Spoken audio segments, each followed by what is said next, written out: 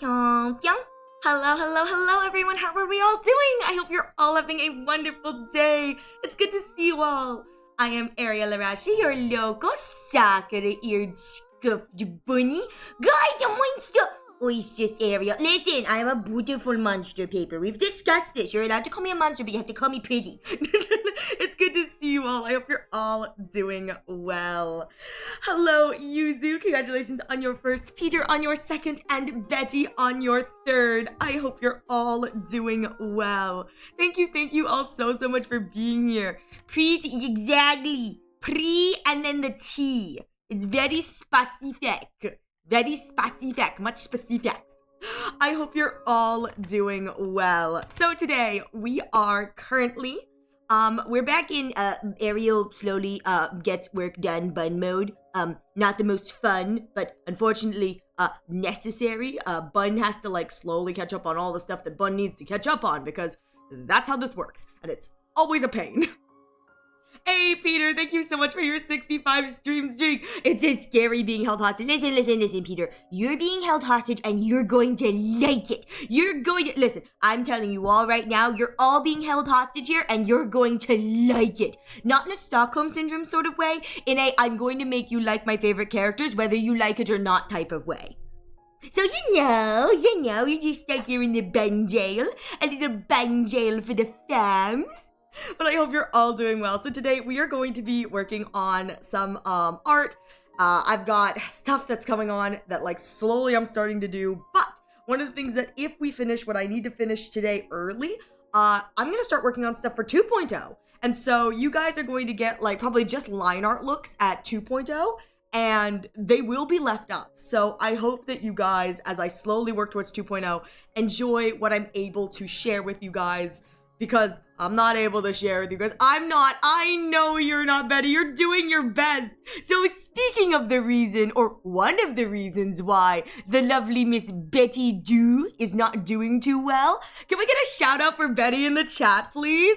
So Betty is participating this year in this year's VTuber Summer Slam, the VSS 2026, which is a charity that is run by Gamers Outreach. The event officially starts this Friday. And it runs from this Friday to next Saturday. But Betty, trying so hard not to attack my coworker. Dang! R.I.P. Betty's coworker. They will be missed. We'll help you hide the body, girl. But Betty is participating in this year's VTuber Summer Slam. So, she is starting her first stream for this event on this Saturday. She's going all day for this Saturday specifically, but she's got events planned, you know, throughout the entirety of the chunk of the week that she is participating in, but this Saturday in particular will be the first day, and it will be crowd-controlled Minecraft. So, I will say, you know, if you want to donate to a good cause, if you want to support someone who's a wonderful, wonderful person and a wonderful member of our community, please, we'll be shouting her out as well on the day of. But she will be participating in the VTuber Summer Slam. So consider, you know, popping over, donating some money, maybe, you know, screwing with Betty a little bit so that she pulls her hair out. Betty's been working really hard behind the scenes for this, but I have a secondary incentive. I have a secondary stake in this, okay, gang? I'm not doing this just out of the goodness of my own heart. No. I got stake in this, gang. Under Betty's stream goals for, you know, a measly $300 raised by her community that I will be contributing to because I have a problem and I really want this, there may or may not be another Off the Starry Rails stream on the docket. So I have a financial incentive to make you guys donate to charity because if her community, and that includes you guys, reach $300, methinks I get to be unhinged. Methinks I get to have another Off the Starry Rails stream. And methinks that I get to be unhinged. So do it for the children. Do it for me and the children. This charity is for children's hospitals. So do it for me. Do it for the children. Do it for the Off the Starry Rails. It's specifically a tier list stream. I just want to bring horrific horror to all the other participants. So please, it is for a really, really good cause. Betty and the rest of the people who are doing the Gamers Outreach VTuber Summer Slam have worked really, really hard, you know, in the background, putting this together, and it all goes to a really good cause. So even if you don't, choose to support Betty specifically, though I really encourage you do, because I really want to do the Off the Star Ariel stream. Like, I got incentive in this. But even if you don't choose to specifically support Betty, I do recommend, if you guys are able to donate, please consider contributing a little bit towards this charity stream. It's for a really good cause. But yes, I'm about to pull up with my tier list of my favorite Ligas pairings. There is an entire stream that we did. It is on stream. It's recorded in a VOD where I discussed what the most cursed Ligas ship names would be. And I'm going to be real. I think the prevailing one that I decided was the worst sounding is My Day in Ligas. It's called My Gussy. And that right there is the state of my streams. This is the reason why they don't invite me to anything. This is the reason why they don't invite me to anything, which is so rude. Can you believe it's so rude? But again, hang on, let me do the manual, because I was supposed to do this one. I'm a dumb butt.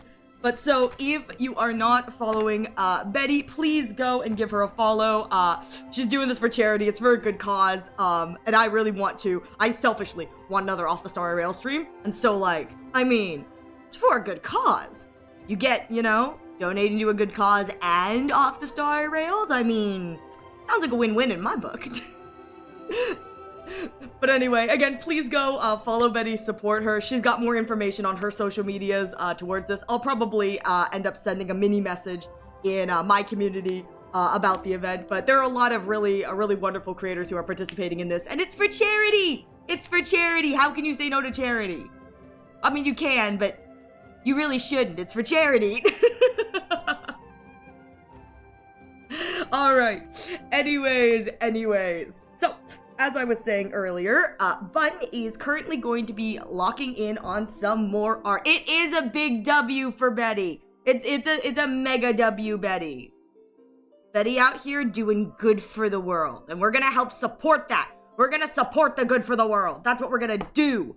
I'm gonna be real here. Betty has been working very hard behind the scenes. Last few streams for Betty have been a lot of behind the scenes work as she sets up for this. So like, Betty has put a lot of time and effort into this, and we as a community are gonna come out and we're gonna make sure that it's a success. Because genuinely, the amount of effort that she's put in, the amount of suffering that she's done on behind the scenes, she deserves a W. She deserves a W for the amount of suffering that has happened behind the scenes.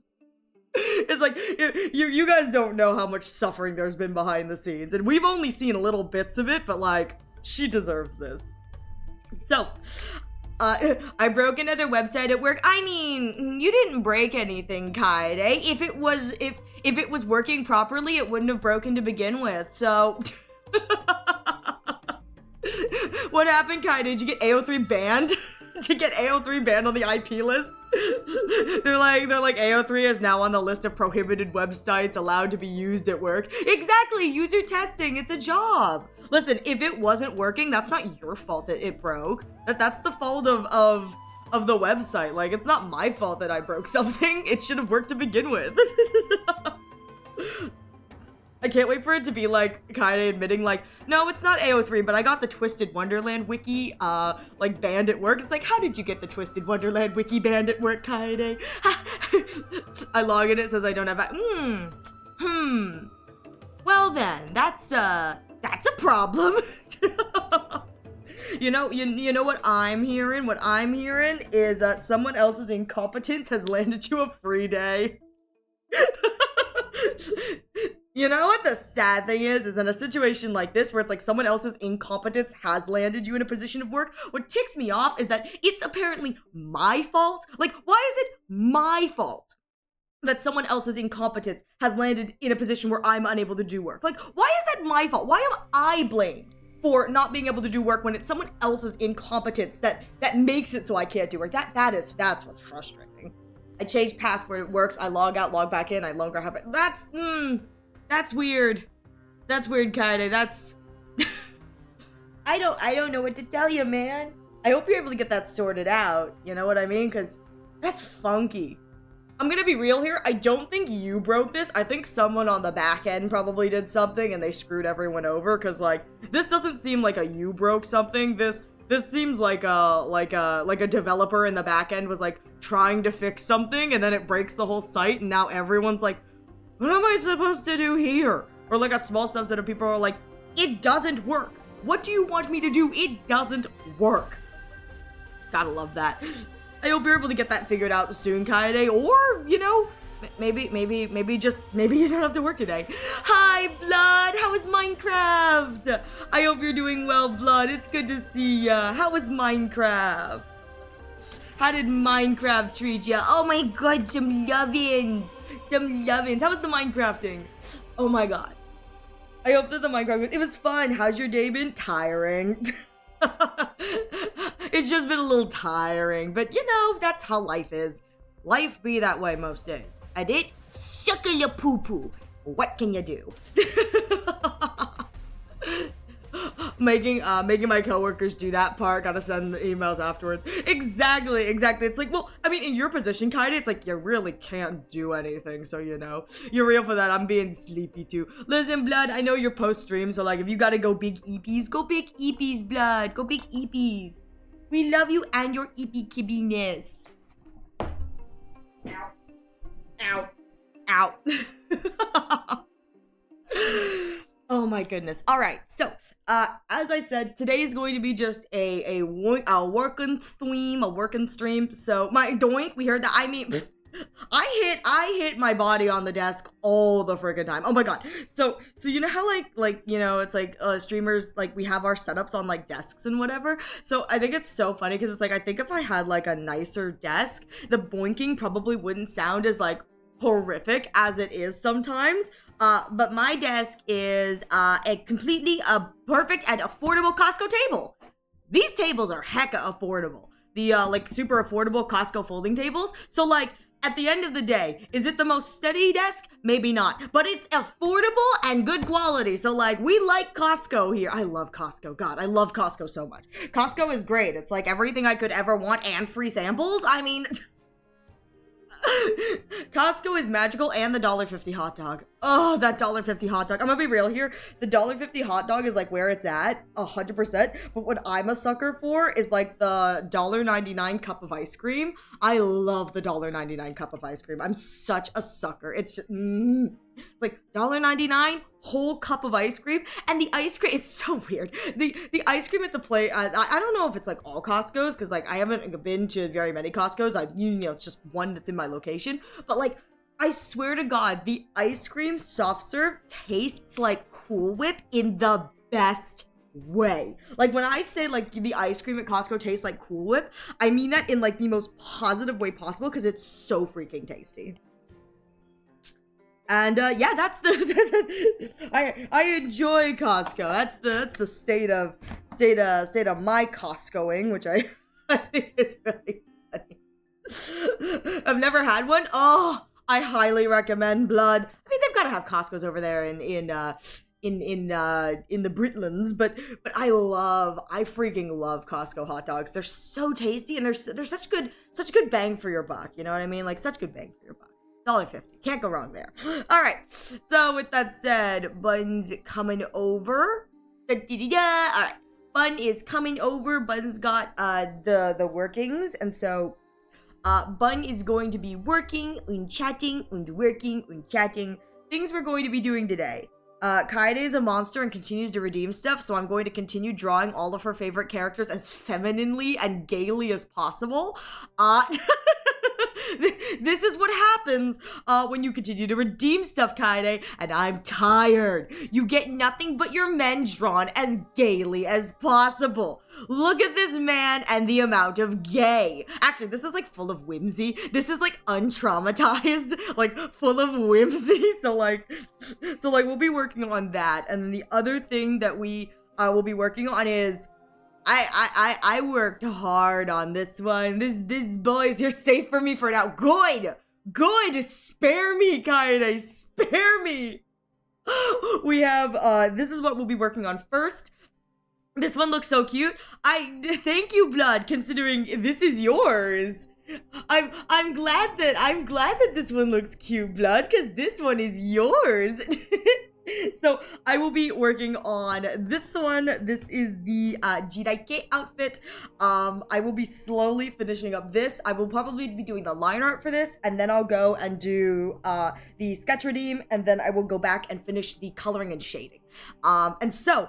In the grand scheme of the docket, I'm actually quite proud. I have the entirety of my Darumi model cut and ready for assembling in my PNG program. And so my goal for tonight will be to have this drawn, and then over the next day, I plan to cut and then bring them both into my PNG program at the same time and set them up at the same time.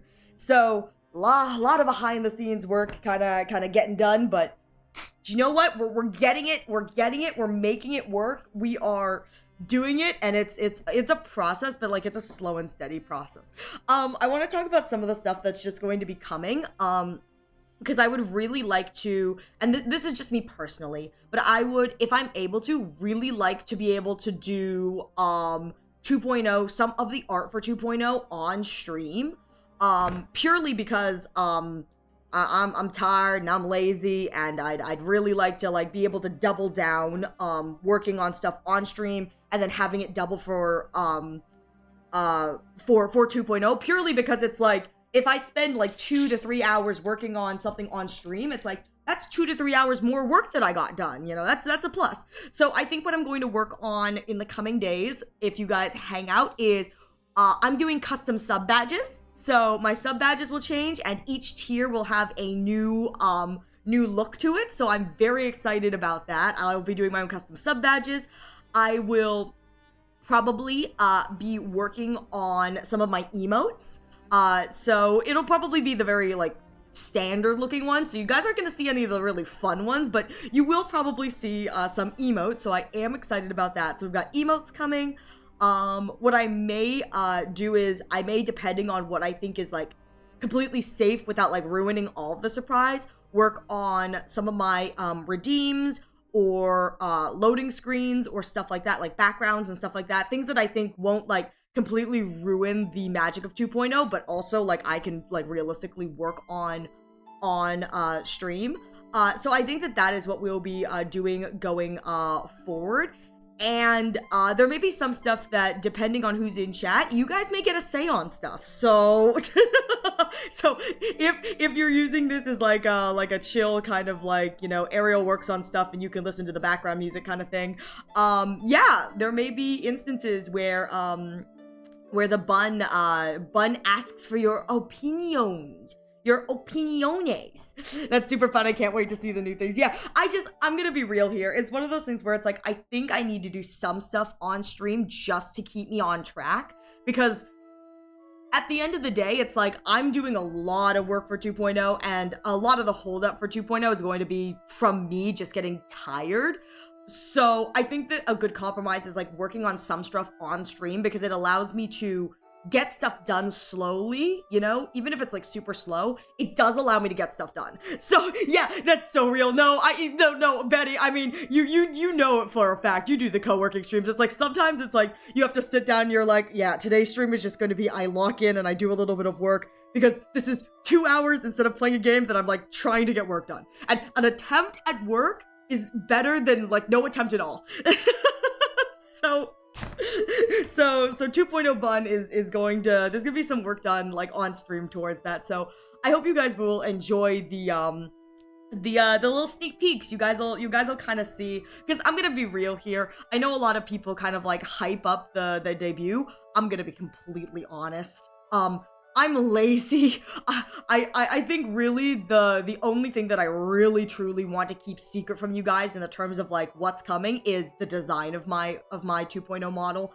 I think everything else I'm like pretty chill, being like, yeah, this is the aesthetic change we're going to go through. This is the new vibe. This is, you know, what I'm planning to do for this and that and blah blah blah. I think really the only thing that like I really want to keep under wraps is the design. And that really is just genuinely because I'm tired and I need to work on this stuff like on stream, and so at some point you guys are gonna see it anyway, so it's like it's better if I don't like, you know, gatekeep everything super hard. It's like I need to get work done. We're gonna go with the path of least resistance. which is really funny because I do work with NDAs sometimes, and it's like, yeah, those NDAs, I signed them, I'm like silent, you would not even know, but like in this case, nothing I'm doing is under NDA, so like at this point, I need to just get work done, which I just think is so funny. Is Pink Bun turning green? Betty! We talked about this. I told you that in secret. You weren't supposed to tell it to all of my community, Betty. That was the secret between us. I need to live up to being a Sakura bun, and Sakura's sometimes there are plants, so I need to have my gran. Opinion, soup is a drink. I mean, listen. Paper, I'm telling you this right now, I kind of high-key agree that soup is a drink. I think it depends, too, on how chunky your soup is. Like, how many, not chunky as in, like thick, but, like, how many chunks are in your soup. Because I'm going to be real here. The idea of drinking, like, a thick beef stew with, like, chunks of, like, potato and meat and carrot, that I feel like is less drink and more in the soup-esque territory. But no, I agree that soup is a drink, and the reason I say this is, but bobas are small chunks, not giant chunks, Paper. So here's the reason I think that soup is a drink. And I'm gonna be real here. This is one of my reasons for soup as a drink.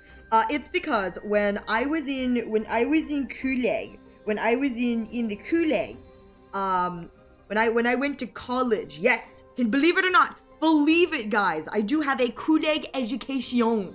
I graduated college. It's like, did I graduate by the skin of my teeth? Maybe. But you know what they say? You know what they say? What do you call the last ranking class in a class of doctors? Doctor. So you know what? The fact that I Kool-Aid is I Kool-Aid. I'm not a doctor, by the way, but it's like, I'm not a doctor, but I did graduate. So like, yeah, I have Kool-Aid too. Exactly. We Kool-Aid here. So back when I was in the Kool-Aids, Dr. Ariel, yes, exactly. Dr. Bun will see you now. I diagnose you with a case of sadness and low whimsy. I suggest you get some yaoi in your system. May I suggest some yaoi? It's good to see you, Phil. I hope you're doing well. But I was going to say, one of the things that I used to do in college, which is, this sounds like really sad when I say it aloud, but honestly, it was such a bop. When I was in college, one of the dining facilities had soup. Well, actually, a lot of the dining facilities had soup, but the dining facility closest to me had soup. And the soup was like really, really tasty. It changed daily, but there was like some really good soup. Particularly, they had a really good potato leek soup. That was always like such a joy to have, as the potato leek soup. I hated with a burning passion having to ladle it into a bowl and then like get a spoon and then sit down and have my soup, because a lot of the time I would like run in, get something, and then run out. Let me tell you, even the days where I sat down in the dining complex, one of the best ways to have soup is to put it in a coffee cup. You put soup in a coffee cup, you put the lid on, and then you can just sip on the soup. It's mess-free sipping because you just put the coffee lid on, and it doesn't work for like super thick soups. At that point you kind of have to, or like soups with like really big chunks, you'll have to like take the coffee cup lid off and like sip it like a normal drink. But let me tell you, I am a big like, you know, advocate for putting your soup in a cup, because then you can just sip it. And I think that that's so nice because it's like hands-free. Well, not hands-free, but it's like, you know, one hand, you can just sip your soup. I think that that's like really nice personally. That's a thing for me that I think is like really nice, is just like sipping the soup. Hey Phil, thank you so much for your 55 stream streak. I appreciate it. You're stuck here. You're all stuck here with me in this soup. I don't know if you guys have like a favorite soup. I've always been like particular to like cream-based soups, probably because it's cream. Like you can't go wrong with heavy cream in a soup. You know what I mean? It's like how do you hate this? It's like, how can you hate that? It's heavy cream in a soup. Like no one's hating on heavy cream in a soup. But I really like cream soup. So like potato and leek is something I really enjoy. And then like oh my god, back in the day, Panera Bread used to have like a really good broccoli cheddar soup. There really isn't a Panera nowadays by me, which is kind of sad. But like when I was in college, there was a Panera Bread that was like close to the dorm complex. And so on the weekends, I would go and get like a bowl of broccoli cheddar soup. I really, really enjoyed the broccoli cheddar soup. I think the Panera broccoli cheddar soup is what like put broccoli cheddar soup on my radar to begin with.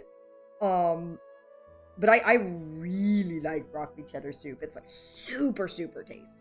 Like super, super tasty.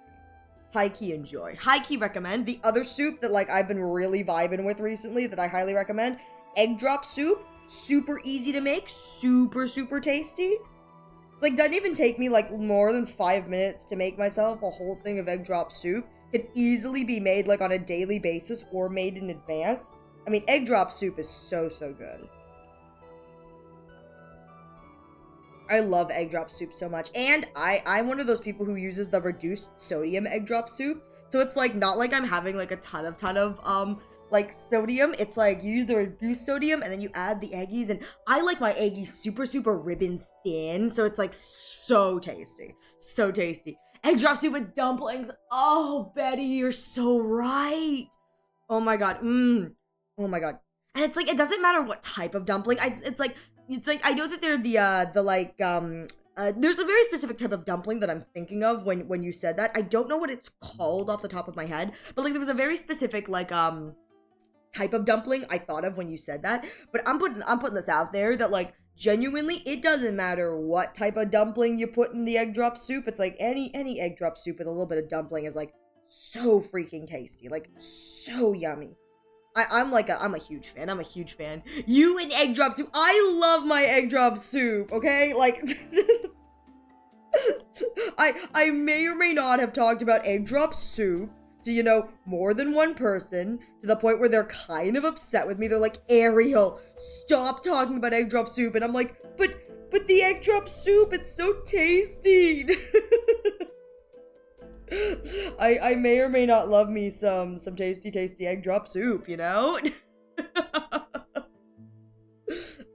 I don't think you can go wrong with egg drop soup too. I think that's part of the thing too, is like you can't go wrong with egg drop soup. I do need my egg drop soup. Like it's so tasty. Like again, I don't think you can go wrong with egg drop soup. I think that egg drop soup is just like it's always super, super tasty, and so it's like you really can't go wrong with it. It's just so yummy. I will forever be a lover of egg drop soup.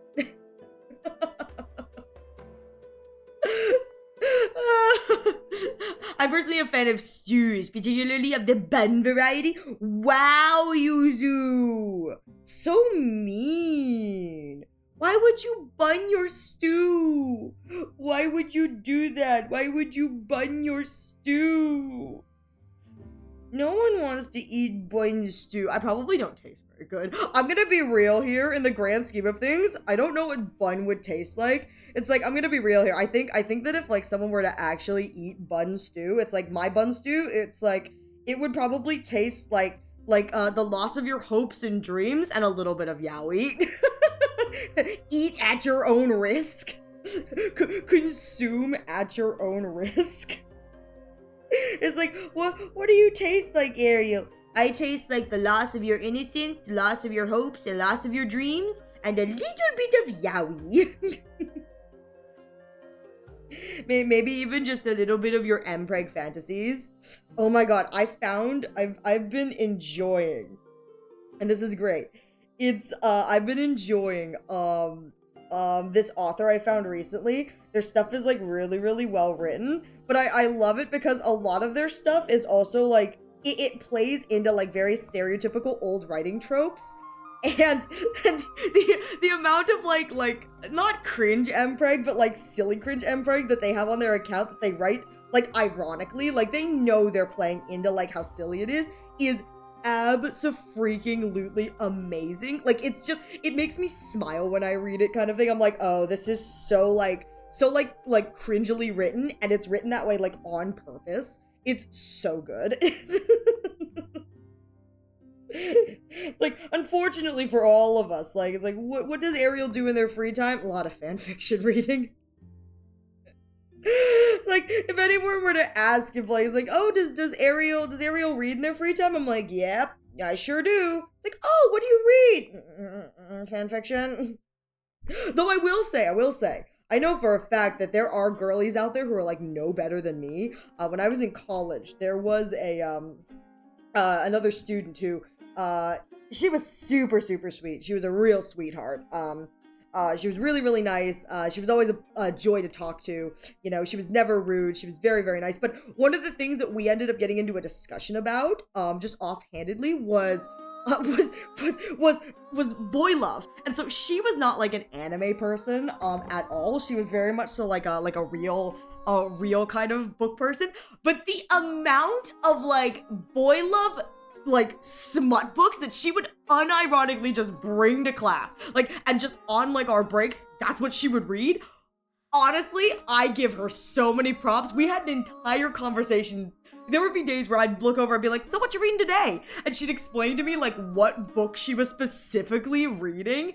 It was genuinely so freaking good. I think the last thing I remember her reading and her telling me about her reading was it was like this like prince story. And so it was like the prince and like a duke, and like they're like, you know, will they, won't they, forbidden but not forbidden gay romance where like one of them is into the other, but the other one like at this moment doesn't really care. But there's like, and I was like, she's like describing to me, I'm like, wait girlie, I'm kind of invested in this. I think what it was like, no, okay, so this may expose what this book is. I think it was the Prince of England and the son of the president of the United States. I think that that's what the context was. I'm almost positive that that's what it was. It was like a forbidden romance, or like a will they won't they between like the Prince of England and the son of the president of the United States, which is kind of like the Prince of the United States kind of thing. And so I remember we were doing something else, and it was like we were broken up into like groups, and I remember like just sitting down with her and being like, okay girl, you gotta give me the tea, like what's going on in the story. And she like gave me the synopsis, and I was like, oh my gosh, like people like make this. I was like, dude, this is like so fanfiction material. Like, again, she wasn't like someone who like read fanfiction very often, so she was like not at all like within the world of fanfiction. But let me tell you, the stuff that she was reading, like as real published books, it was fan fiction. Like full on dead ass, it was fan fiction, and it was so good. I just remember like sitting and chatting with her, and it was like, yeah, we would just talk about yaoi, and it was quite the experience. I hope she's doing well. She was a real sweetheart. But like that's my like yaoi experience. It's like I'm a degenerate, but like I don't read like real person like real normal books. It's like most of what I read is like full fan fiction. So it's like I'm like wholly ignorant when it comes to like the world of like smut books. But it's like there's a market for that, and I love it.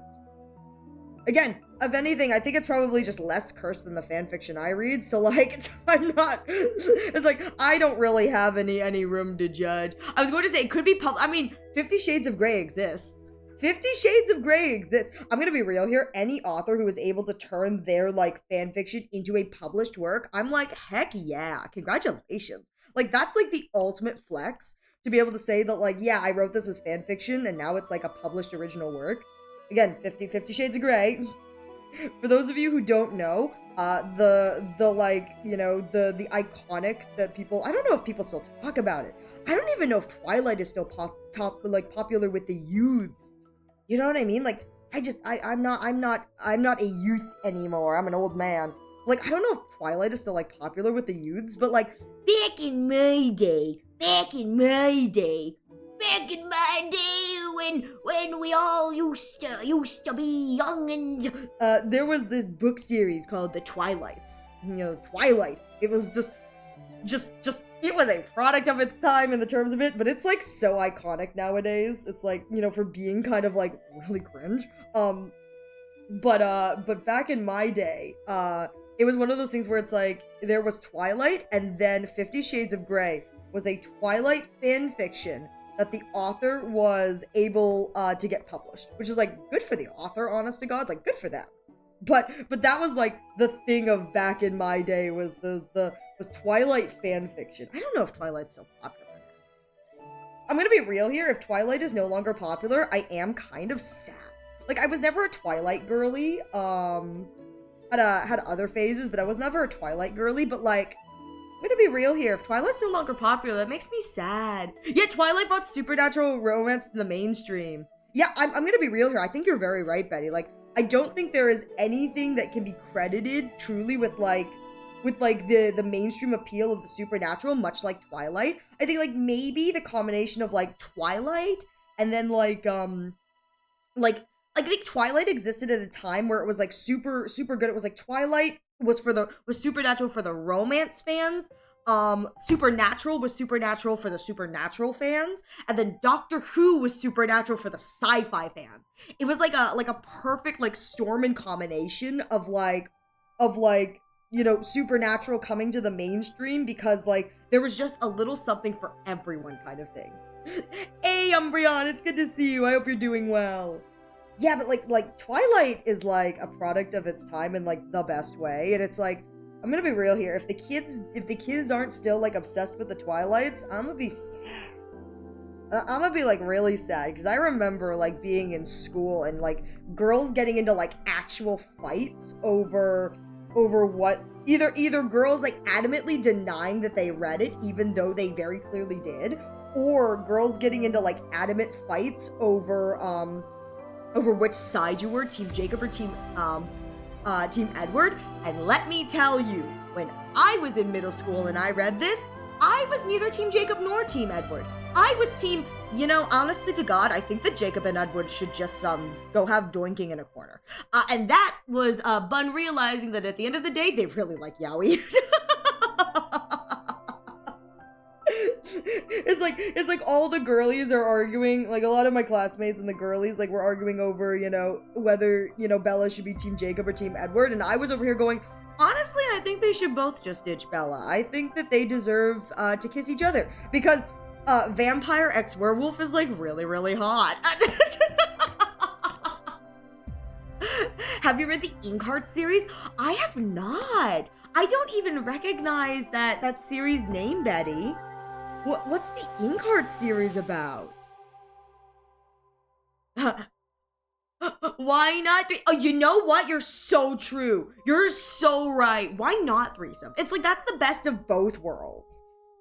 Get the best of both worlds. No, I'm telling you, man. Some of my classmates, they were real shallow-minded. They thought it could only be Team Edward or Team Jacob. Why can't we just have everything, I want it all. I want it all. What am I listening to? And why were you enabling her, Betty? Don't watch the movie. Listen, you know what I think is so funny is there are clips of the movie that like periodically resurface as GIFs. Every so often, they will periodically resurface as GIFs. I'm telling you this. And it's always like the most out of context GIF possible. Like, the amount of times I have just out of context seen like the GIF, and the GIF is of like the first time that like Edward like Bella and Edward like lock eyes in the classroom, and it's just both actors going like I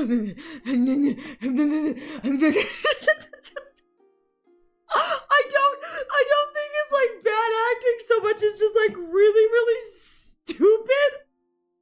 And I'm gonna be real here. I just think it's like really, really dumb. And so like there is a part of me that just like, it's like there's nothing like sillier to me than like seeing that GIF like appear in my timeline.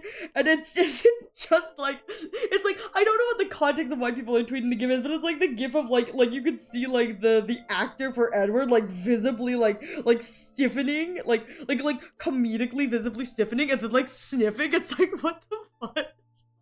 I just think it's so funny. My first impression was that she just I'm so sorry. Welcome, Mark. Hi. Hey, welcome to my stream. I think me denying would be like, this is a one-time thing. I promise I'm normal. I'm not normal, but welcome. Cause I can be unhinged as a bunch of, I know, exactly. Listen. Betty's allowed to be a little bit unhinged here, okay? But Betty's not allowed to be unhinged on her own stream, so like, we allow her to join in on the silliness here in Dumb Bunny Incorporated. but like that's what I think of, like, every time I see that gif, and it's just like Edward and Bella making like faces at each other, like the actors making faces. I think it's the funniest thing ever, I swear. So it's about a father and a daughter. The daughter can bring her stories to life. Oh, that's so cool. Wait, and if it's called Inkheart, that actually makes a lot of that's actually a really, really cool story idea. I know that there's a I think that it's a book anyway. There's like a book where it's like the entire idea behind that story is that the protagonist is able to like not like bring their stories to life, but they're able to like dive into any like created story. And so I think it's like a story where it's like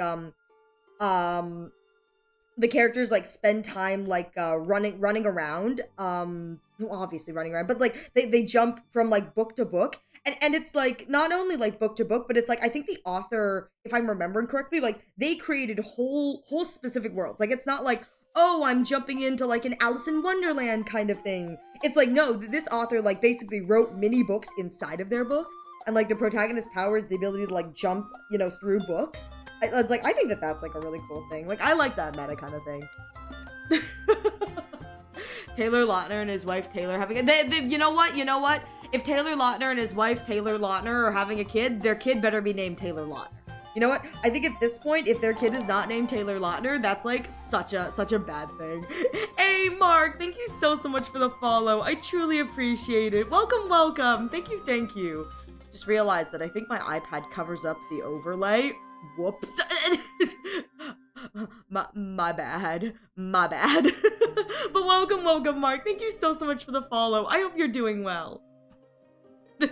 I'm so sorry. This is an unhinged conversation for you to for you to have come into. Oh my god. Yeah, but I'm gonna be real here. In the terms of like the Twilight movies, would not recommend. Don't watch the Twilight movies. Actually, you know what? I recommend you watch the Twilight movies. Why? You know, because it's a good time. Like, the Twilight movies are, I think, a thing where it's like, you don't go in, like, you know, like, being like, oh, this is gonna be cinema. It's like, no. You go into the Twilight movies fully knowing that you're about to have, like, a silly time, and it's gonna be, like, a fun experience. You know, you watch it with friends, and everyone's, like, ragging. Or it's, like, a guilty pleasure kind of thing. It's like, yeah, it's, like, it's not, like, the peak of cinematography, but it's just, it's so iconic that, like, you can't, like, say no to that kind of thing. I think that that's how you gotta watch the Twilight movies. And again, I think the amount of, like, time in the Twilight movies where it's, like, things that I didn't realize, I was like, I don't understand why this is, like, so awkward. And then, like, in an adult, I realized it's like, oh, it's like some of the movements are meant to mimic, like, animalistic things, like sniffing and whatever. I'm like, adult me is like, oh, that's why it's really weird. Because some of the like choices that they make for like the acting, I go, oh, it's them being like faithful to the way that the book is written. But the book is also written kind of weirdly, and so it's kind of like, oh, that explains why things are like kind of funky to look at. But again, I think that Twilight is one of those things where it's like, if you watch it, like, you gotta go in and just have a good time. One of my favorite bloopers from Harry Potter is Robert Pattinson staring and pointing at Emma Watson, completely blanking on her name. It's a Goblet of Fire blooper. Goblet of Fire, the only thing I know about that is like the meme, did you put your name in the Goblet of Fire? It's like shaking. Dumbledore said calmly. I think that people who like were genuinely getting upset about that, like, that's just people being like a bit pedantic in my opinion. Like, you know, it's like, listen, like, it's like, yeah, you know, at the end of the day, you know, was the book he said calmly? Yes, but does that make for an interesting cinematic storytelling? Not really. Like, if we're looking at a character and they're just like calmly, like, if, you know, again, if the way that the direction was shot for the movie was like, you know, did you put your name in the Goblet of Fire? That, from a viewership standpoint of how we as an audience watching a movie perceive that scene, does not have the stakes that it needs to convey. So it's like, yeah, it's totally fine that they, that in that sequence, it was not, the same as the book. If the book said calmly, it's like they raised the stakes to make it, understandable for a movie audience. Like, I think the people who get, like, really up in arms about that, it's like, okay, like, you're kind of, like, cherry picking here. Like, it doesn't have to be 1-to-1. Because at the end of the day, like, if it had been, like, the super kind of, like, chill, relaxed, did you put your name in the Goblet of Fire, he said. It's like, nah, man, it wouldn't have had the right sting. Did you put your name in the Goblet of Yowie? I mean, no comment. Let's be real here. If there was a Goblet of Yowie, if I had a Goblet of Yowie, it wouldn't be me putting my name in the Goblet of Yowie. It would be putting the name of every fictional character that I love into the Goblet of Yowie. Like, that's how this works. I'm such a sucker for my fictional Yowie. I think it's so great. I'm like, please, I just want them to kiss. Like, is that too much to ask? It's like, yes, Ariel, that is too much to ask. But I'm like, please, I just want them to kiss. Hey, did you put your name in the Goblet of Fire? Harry, did you put your name in the Goblet of Fire? Yeah. Paper ring as calmly. Yeah, it's like, I think it's hilarious. It's like, from a perspective of, like, the actual book said calmly, and so you probably imagine it as, like, him pulling Harry aside, or it's like, he comes in, he's like, Harry, like, and it's like, if he said it calmly, my assumption, like, internally, if, like, I read calmly, would be, like, the delivery would be, like a very stern kind of, like, concern, like, Harry Potter, did you put your name in the Goblet of Fire? But it's so much more amusing when it's shot and filmed to watch him, like, crashing through things and, like, shoving things out of the way and screaming. Like, that is more interesting cinematographically, cinemagraphically than, like, just a very standard, like, kind of a calm whatever. It's like, films can't be 1-to-1. It's like, I think it's one of those things where it's like, a film will never be 1-to-1. It is an adaptation. I mean, that's why they call it a movie adaptation. So it's like, this is the movie adaptation of insert media here. So it's like, a film is never going to be 1-to-1. I think the most you can hope for in a film being 1-to-1 is like,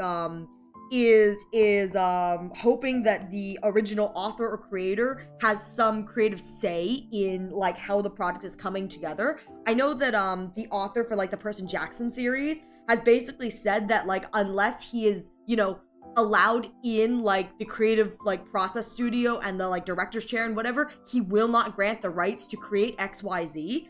And some people are kind of, like, up in arms. They're like, why the hell would you do that? Why would you stunt, whatever? But I think that there is something to be said, for, at the end of the day, like, it is his IP. He's allowed to have a, he's allowed to sell it to whoever he wants. And at the end of the day, he's allowed to have a say, he's allowed to have a say in who creates stuff using his IP and how he wants that IP to be presented, and so it's like at the end of the day, it's like, it's like it's his choice whether or not he wants to grant the IP rights to whatever. And if his stipulation is, I have to be allowed creative freedom or the ability to say, no, you can't do that, then, a producer's just gonna have to decide whether or not they want and are okay with that. It's like, I don't think that's a bad thing at the end of the day for an artist to be, or a creator to be allowed agency over their own work.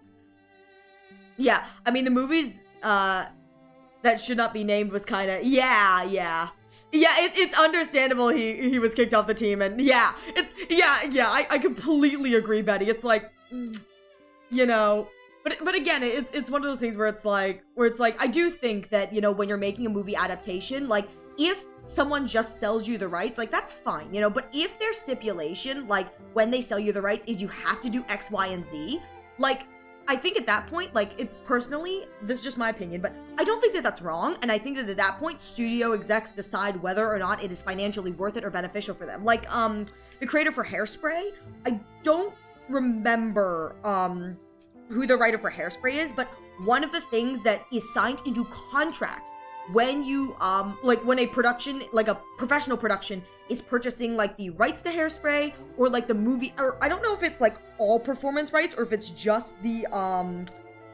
like movie rights. I know for a fact it's the movie rights, but it may be production rights as well. But one of the things that's written into the contract, if you want to perform Hairspray the musical, is the lead actress cast as the main character. I don't remember what her name is off the top of my head, but the lead actress must be someone of plus size. And that's like, it must be someone who's plus size and someone who is unknown in the industry. So I think that that's kind of like one of those things. I think it's specifically for movies, but that is like one of the things that is written into contract, is if you buy like the rights to the Hairspray IP, it's like, and for movies specifically, I want to say, the actress you cast as the lead cannot be someone who is well known, and also must be someone who is plus size. Which, again, that is, it's actually narratively very important for the story of Hairspray, narratively, that the main character is someone who is plus size, because that's a big part of the character, and an actress who, you know, is unknown, because that's kind of the role, you know, the role that is written for that character. So it's like, I completely understand, like, yeah, that makes sense, you know, from a perspective, but, you know, that's one of the things where it's like, I think it's nice when, like, you know, there is a specific message that an artist is trying to send, and they write into their rights that, like, this is how my story is meant to be interpreted, and if you don't like that, like, you know, it's, you know, I won't let you permission to, you know, produce this. But at the same time, these, you know, artists are also not bemoaning, like, you know, why is no one working with me? Why does no one buy the rights? It's like, they understand that not everyone is going to want to purchase the rights because of that, but at the end of the day, art is art.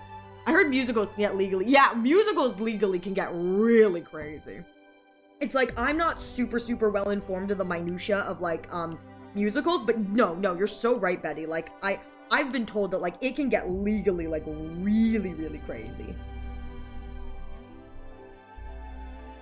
And then there was, I don't know if you guys were around for Illegal Hamilton. I thought that was really funny. We're not gonna talk too much about it, but there was like an illegal production of Hamilton that was like put on. And again, one of the big issues with that production is that they didn't buy the rights to the Hamilton IP. It's like, even when like your local high school does like a musical, they still have to buy the rights to the musical. Like, you're not allowed to put on, you know, the musical for profit, without buying the rights to it. It's like, they're not gonna come after you if you're like doing like a backyard free performance, like with your friends of like something. But like, again, when you're putting on, you know, a performance and you're charging money for it, like, yeah, you gotta buy the rights. And that was one of the big issues with that performance, is like, they did not buy the rights. And I think at that point in time, like, the rights for Hamilton were still very protected under the guild, the Actors Guild, because it was still so new. And so I remember that being a thing where it's like, it was really good because it sparked a commentary, specifically within the acting community, about remembering that like the rights of writers in the writer's room are very important. You know what I mean? Because it's like we think about like production very much so in the terms of like the actors and the directors, but none of that would be possible without the script writers, the screenwriters, the writers who put their whole heart into creating and crafting these worlds so that other people can bring them to life. You know what I mean? Whose copyright is it anyway? I thought it was a really funny thing, but I really appreciated what it did in the terms of talking about, like, you know, Writers Guild, and particularly the rights of and rightfully, like, you know, the rights and IP creation for writers. Because buying the IP rights for a production, that is one of the ways that like writers who create in this industry, like, they do get a good chunk, you know, from royalty from that, because that's how they get paid, which I think is really cool. Again, I'm a sucker for when anything opens like a genuine discussion. I'm like, yeah, let's talk about this, because it's one of those things where it's like the normal layman person who just goes to enjoy a musical, they don't really think about that. But once it's brought up in conversation, you kind of go, oh, yeah, I guess, you know, that does make sense. Yeah, you're right. I think you're very right, Betty. I think at the time, the writer's strike was also real huge. I'm putting this out there, you know, it's like, it's hard. It's hard. Like, being in any creative field is super hard. It really is. like a constant like balancing act, and it sucks. I remember Warden saying in an interview, I read the studio, the show gave him room to do what he couldn't with the books himself. I think because publisher reasons. Really? See, that's really good. Yeah, wait, so the series that's currently on Disney Plus is pretty good. I was gonna say, I'm pretty sure the series on Disney Plus, Rick Warden's heavily involved in that, right? Yeah, you said that. Then again, I think he created his own studio for Percy Jackson. See, I think that that's really cool, you know what I mean? Where it's like, at the very least, like, you know, if he's created his own studio and he's going through this and it's like working out for him, it's like, I really like that it's like, for him, it's like, it's giving him room to do what he wanted to do with the books. I think that that's like a really cool thing. And again, I'm a huge kind of advocate for, I think like if you're making like a movie adaptation of something, like whoever the original author is, like I think that at the very least, it's like if you've bought the rights to IP, it's like if they want like some sort of like, you know, creative say, I think that they should be to an extent allowed some creative say, or like they are allowed to in contract write in that they want whatever, because, you know, it's like I think that there's something to be said for, it's like a lot of times like people complain about movie adaptations purely because it's like you can kind of feel the disconnect between the original writing and then the adaptation. But, you know, that's just me. It's like I know that there's a lot of like, you know, legal minutia that goes on in the background that it's like, you know, can't control, but squiggly squoogly. I was like, what do I know? I'm just a consumer, you know what I mean? I vote with my money. It's like, at the end of the day, while I may not know what goes on behind the scenes, I am a consumer and I vote with my money. That sounds so silly, but it's like so true. It's like, end of the day, man. I don't got a say in this, but here it is. Oh my god. With that said, it looks like we've got an ad break coming in the next few moments, so please use this opportunity to get a drink, get a snack, stretch your legs. I will be taking a break as well, so you won't miss anything. And when we come back, we will continue on with I'm getting stuff done, you know? Is it fast? Debatable. But I am getting stuff done, and that's what's important. Yes. Part of the reason I wasn't fussed with the casting of Annabeth. Yeah. And I think that it's just, casting is a hard thing for movies these days. Because I feel like a lot of the time casting nowadays has to strike a fine balance of like not only casting an actor who fits the role, but also, is this actor profitable enough that people are going to want to come see them on screen?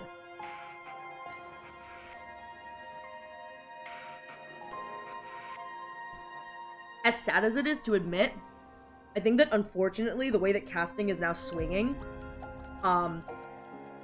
it kind of, I think, is become overly reliant on names. But I think unfortunately the reason why it's become overly reliant on names is because we're seeing a drop in movie watching viewership kind of thing. And so I feel like they kind of feel like they have to justify having like only like named famous actors to make up for the drop in compensation of viewership. It's like, that's just a theory on my end, but I will say, like, we've seen an uptick in media where it's like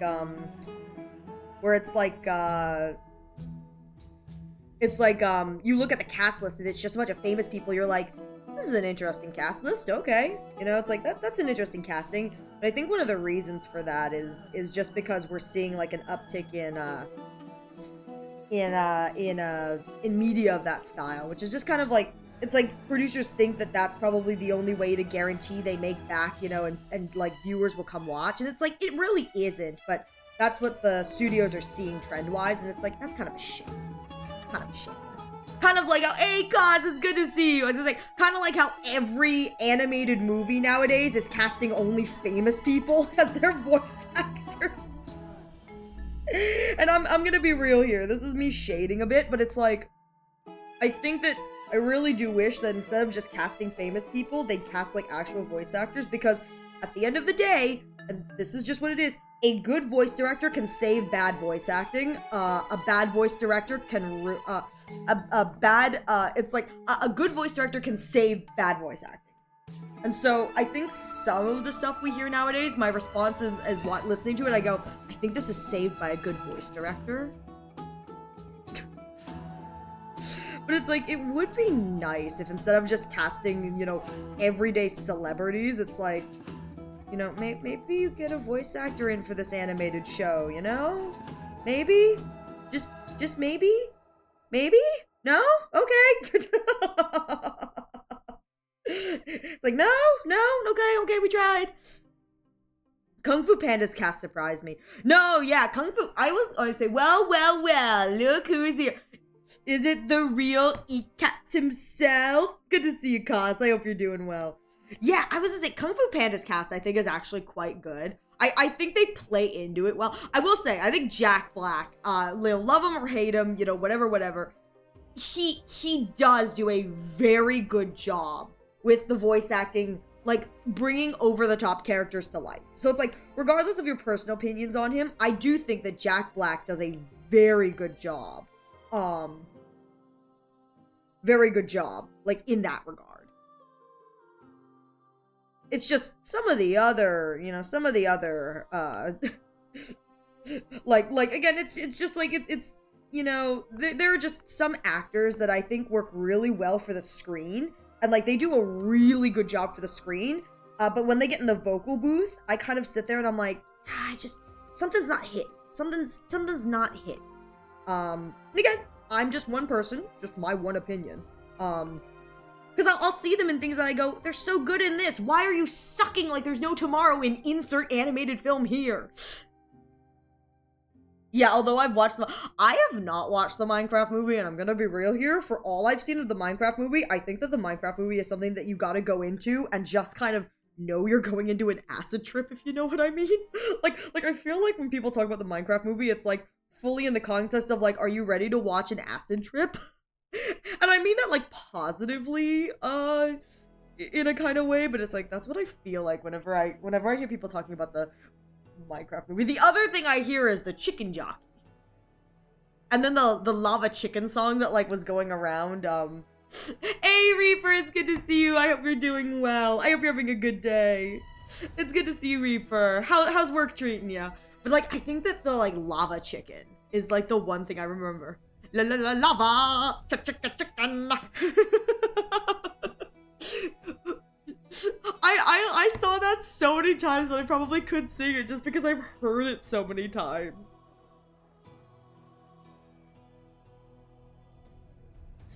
So I'm not up to date on like Minecraft lore or whatever, but I do remember people saying that like in the grand scheme of the Minecraft movie, they would have really enjoyed, like, not that the Minecraft movie was bad so much, but that they would have really enjoyed if, I think Minecraft does have like a story-based mode or like a realms kind of thing that they kind of, I know Minecraft fans were kind of like commenting that they really wished they had played into that instead of like, no, I may be wrong when I say this, but was the Minecraft movie kind of like an isekai? Like, you know, whereas like characters from the real world get spirited into the Minecraft world, very like kind of isekai kind of style. Regardless, I just remember people talking about how like Minecraft does have like a a story mode of some kind, or like a kind of like realm or storytelling device that they thought would have been like a really interesting or more Minecrafty take for a movie, and they were disappointed like that wasn't used. You know, completely independent of the fact that the Minecraft movie was shot in live action. I will say, and this is just me personally, I didn't really care for the Minecraft movie because I didn't like the CGI. The CGI freaked me out. Like, maybe I'm a wimp. Maybe I'm like a super wimp. But like, there is a part of me that like, I remember seeing like trailers for the Minecraft movie and being like a bit freaked out at like all of like the CGI creatures. I was like, what is this? What are these creatures? What am I looking at? And like, again, I'm probably like a little bit of a wimp, but I do vividly remember being like, what am I looking at?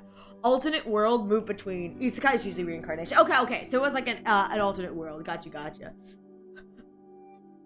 Oh man, I had to be mean Reaper again today. No, Reaper, no. I need hyper-realistic CG Ariel. I mean, listen. You know what hyper-realistic CGI Ariel Arashi would be? Imagine the Pokemon live-action movie, the Detective Pikachu movies. So, Detective Pikachu movies. Now, imagine the Jigglypuffs. Jigglypuff mixed with Mr. Mime in that hyper-realistic CGI style. That right there is a hyper-realistic CGI Ariel with the like realistic human eyeballs that blink.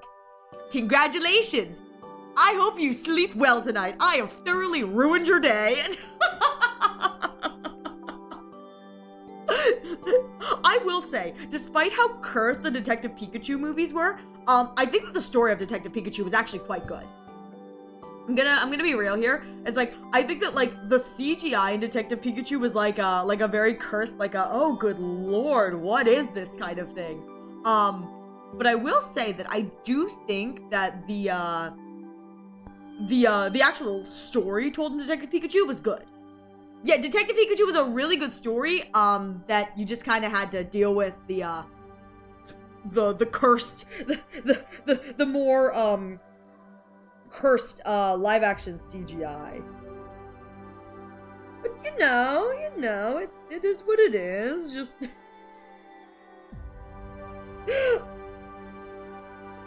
I think they made, like, a second, Detective Pikachu movie. You know what another CGI thing that I remember vividly? Who remembers the original Sonic movie trailer? The one where they had that really cursed model? Who remembers that? Who remembers that? Who remembers that Sonic meme? Oh my god, and then all of the conspiracy theories, about them having the model, like, already remade, and then they were doing, like, the first model just for the show, just for, like, the clicks. Who remembers the Sonic movie? Oh my goodness. Yeah, the Sonic movie was, like, that was an experience. Sonic movies, I believe, are like really, really well done. I think they do a really good job blending like live action and CGI for like the modern kind of like palette, if you know what I mean. Because it's like we've done like a blend of modern and like CGI characters before. It's like this isn't the first time we've done something like that. But I think the Sonic movies do a really, really good job for like the modern day kind of filmmaking, blending the two. I think it's really well done. That's just me anyway. You know, it's just my opinion, but. I think that they do a really good job. But I remember like I've talked a little bit about how my origins as an artist. I've mentioned this like way back in the day. This is early bun lore. So if you know this, you are here for the early bun lore.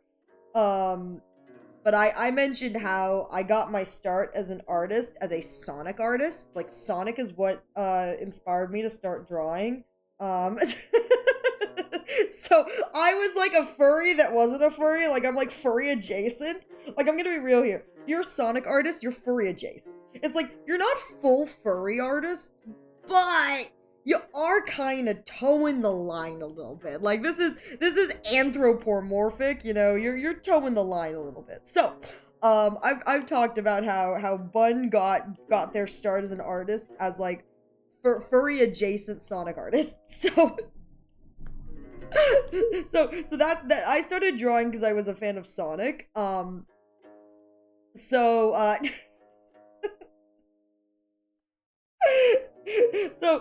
have to admit, when I saw the Sonic movie, there was like a little part of my brain that like neurons activated, and I was like very, very excited. And then I heard it was live action, and I was just like internally praying it wasn't going to end up like Sonic 06. For those of you who know what Sonic 06 is, you're welcome for the trauma you just re-experienced. Hey Phil, oh, you have a Maui pin, the mark of heresy. No, it's the mark of my people, Phil. It's the mark of my people. exactly as the gods intended. But yeah, so for those of you who know what Sonic 06 is, you're welcome for the mini panic attack I just granted you. It's no use! It's no use! But, I was a little bit worried about the idea of Sonic stepping back into the live action. But they, honest to God, I think that that's probably one of the best live action adaptations of like a piece of media, like an animated piece of media in recent years. I think they did a really great job. But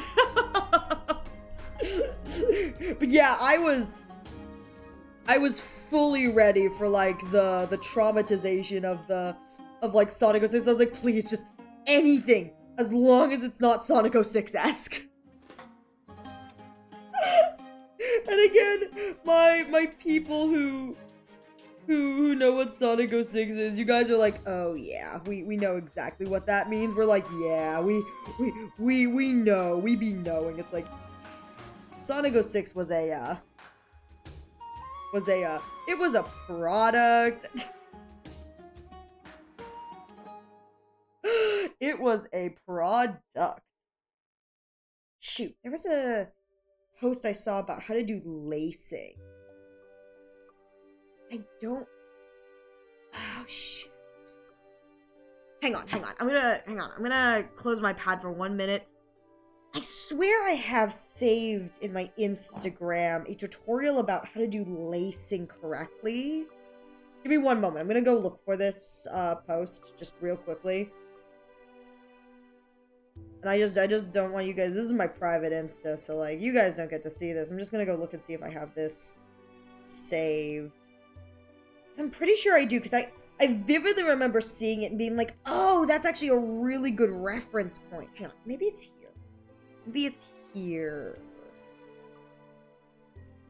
Because, like, I vividly remember, like, an artist, like, you know, making an entire, like, you know, how to actually do lacing kind of thing, and I was like, oh, that's... Ah, haha, I found it.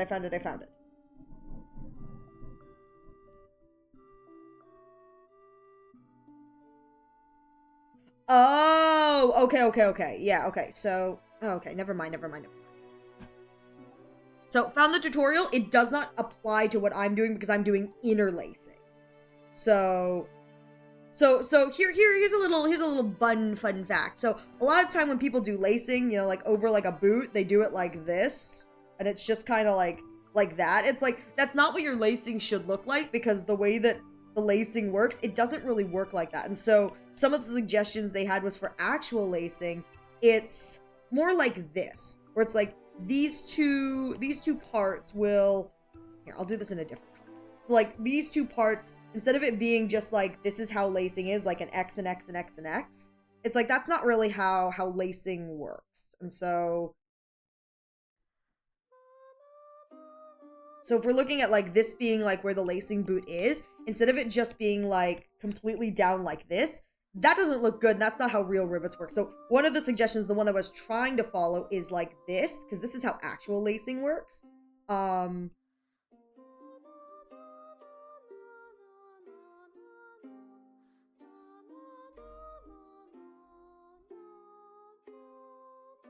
then so this is all done over. So like, this is a pattern of how, like, an example of how actual lacing works, where it's like these two are the rivets on the outside, and then there's interlacing inside, and it kind of like swings in and out. It's very rarely ever a one-to-one that's just like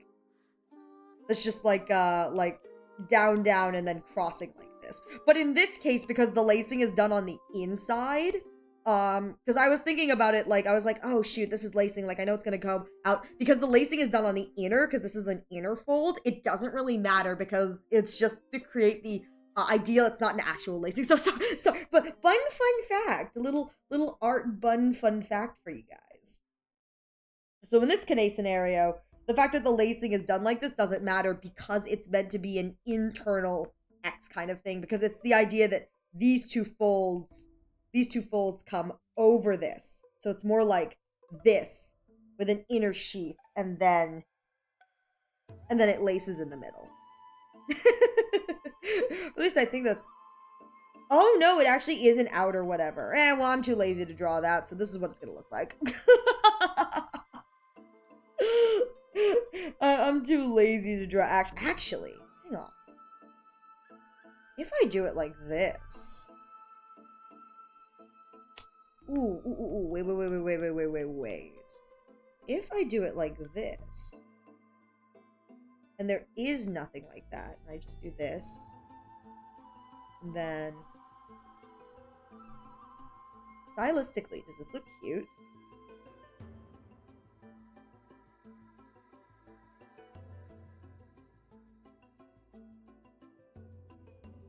No, I don't think it does. I think I do need, like, the boning here. Let me...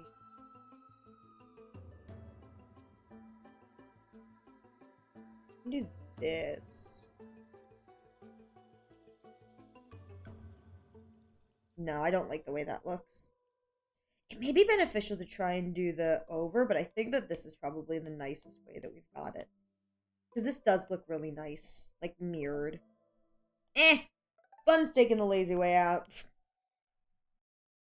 It's like anytime I have to do like rivets on the outside with like lacing, I try to remember that guide where it's like, this is how to actually make your lace look like it's got like weight to it.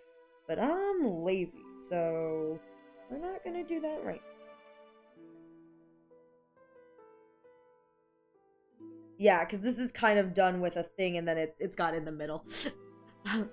Hey, Umbreon, it's good to see you.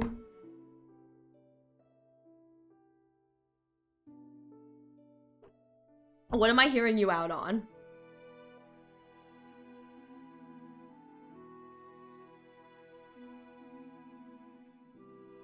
Ugh.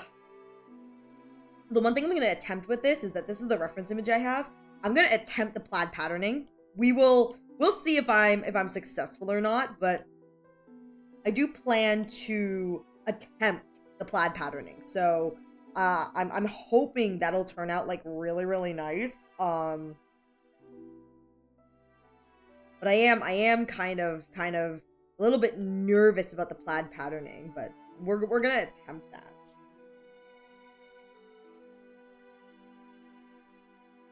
Or, you know, an attempt will be made. An attempt will be made. An attempt is always made, but an attempt is going to be made.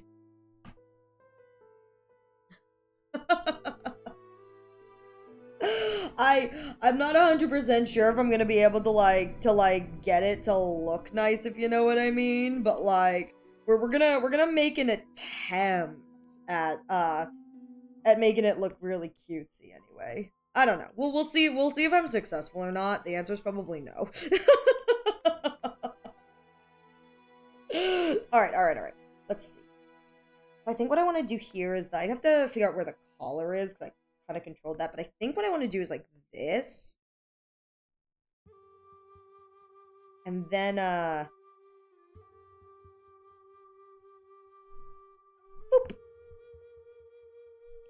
Because this is done in black. This is what's going to be done in black with like the kind of sheer translucence. I'm going to be real here. I love a good like sheer translucent fabric. I'm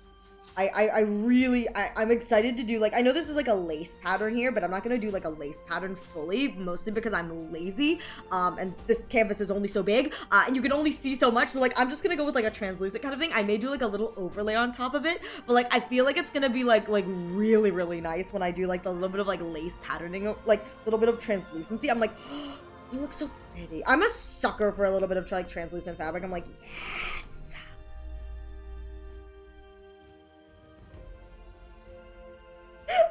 This is where I admit that there's like nothing like hotter than like semi-sheer stockings. I'm like, yeah, just give me those like the stockings that are just like a little bit. I'm like, heck yeah. Oh, it's my self-report.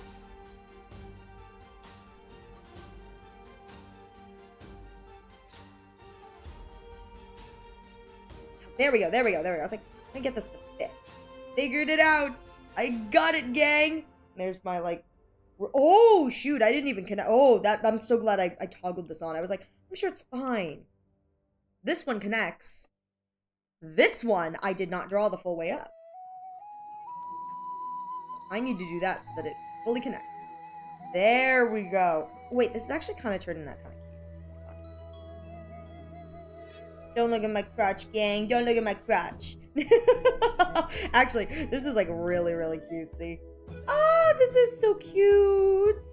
Oh, it's coming together, guys. I'm like really proud of this one. This one's like more detailed than I normally draw. I'm usually a fan of like very simplistic things. Is that reason why I'm a fan of simplistic things related to the fact that I'm the one who draws all my own artwork and I'm lazy and I really don't want to draw something complex? Maybe, but like I will deny that. But I must admit, I'm actually very happy with how this one is turning out. Particularly because when I do stuff like this, I try and like simplify everything. Do I want this close? Wait, I could do this entire thing as a separate entity so that this does this. Heck. We're gonna do that. Yep, you know what? Yep, we're doing that. We're doing that. We're gonna have the collar be a piece on its own that spins. Oh, that's like such a pain in the tusho, but like that's gonna look so freaking cute. That is going to look so freaking cute.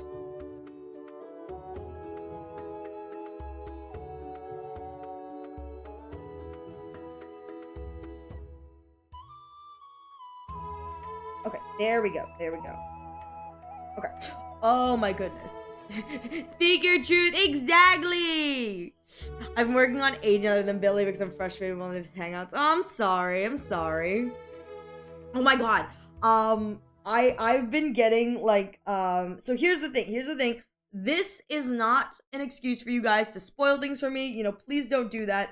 But I have been getting 3.0 thoughts from some of the members of the community who are, they know where I am and they're not going to spoil anything. But I've been getting thoughts and updates on the gameplay aspects of the 3.0 patch for Zenless.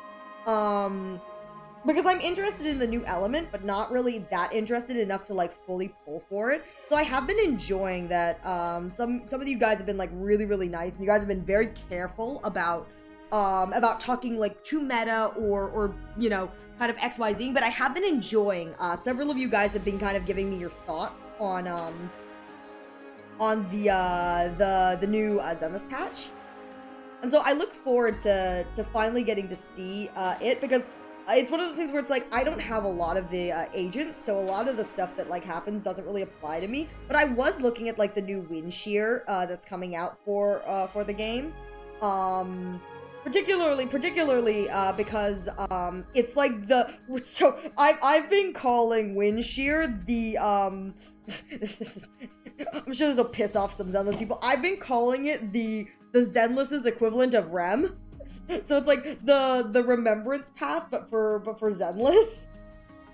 That's what I see wind shear as. I'm like, okay, gotcha. This is just remembrance, but for Zenless.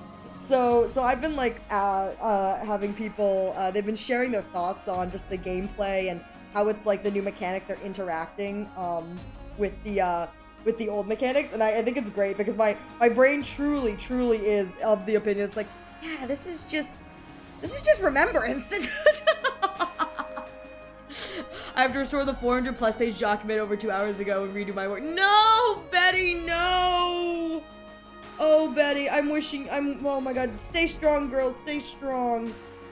Stay strong, you can do it, Betty. Oh my god, that sounds miserable. I'm so sorry to hear that, Betty. I am so sorry to hear that. That sounds abso-freaking-lutely miserable.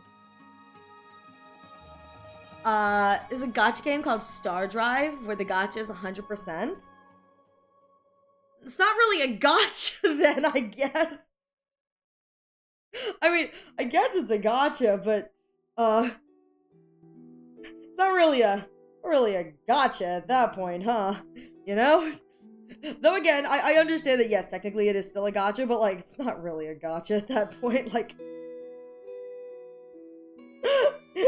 really isn't.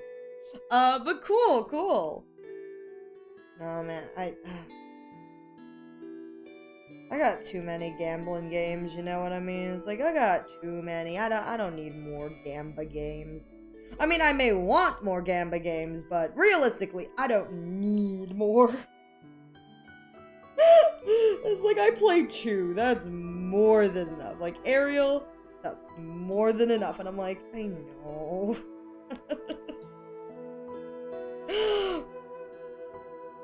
I'm like super excited, you guys, in terms of gambling. I've talked about this, but I think what I'm going to do is, instead of doing the upcoming gambling that I plan to do, my pulling stream on like the day I actually play the game, I think what I may do is make the pulling stream a completely separate stream. So it'll probably be like a shorter stream, but there's a part of me that likes the idea of like making one of the pulling streams like a completely separate stream. So it's like just a stream where Ariel pulls, and then that's like the stream. So I think that's what I'm going to do. Combat similar to ZZZ. Okay. I'm not the biggest fan of ZZZ combat.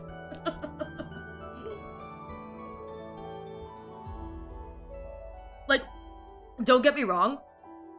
I enjoy Zenless Zone Zero. I think the combat is really fun. But at the same time, I'm not the biggest fan of Zenless Zone Zero, Zenless Zone Zero combat, just because the kind of gamer that I am, I'm very much so like, I want to sit back and hit the auto button. There is genuinely nothing greater, than the auto button. We love the auto button. Auto button is great. Genuinely nothing better than the auto button.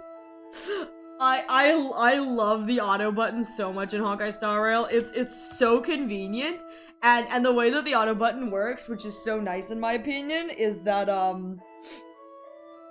that like you can easily use the auto button, but at the same time, like if you're playing a more technical team and you need to like manually do it, it's still fun. Like, I enjoy the gameplay for Honkai Star Rail, so it's like, even if I can't do the auto button, like I still really enjoy it.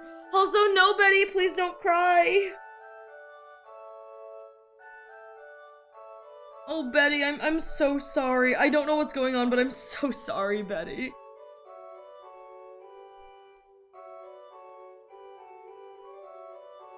I really like, I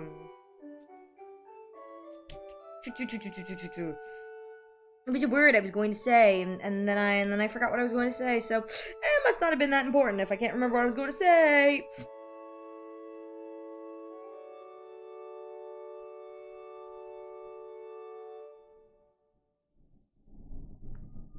Look at these big platform heels. I was so proud of myself. I was like, I want to give myself platform heels in one of these designs.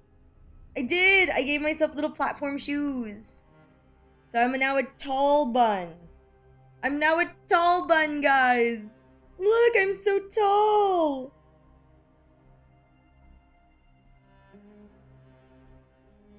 Though, I must admit, I'm not sure how I'm supposed to do...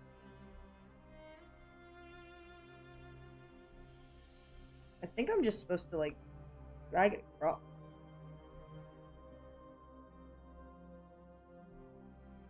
Like that?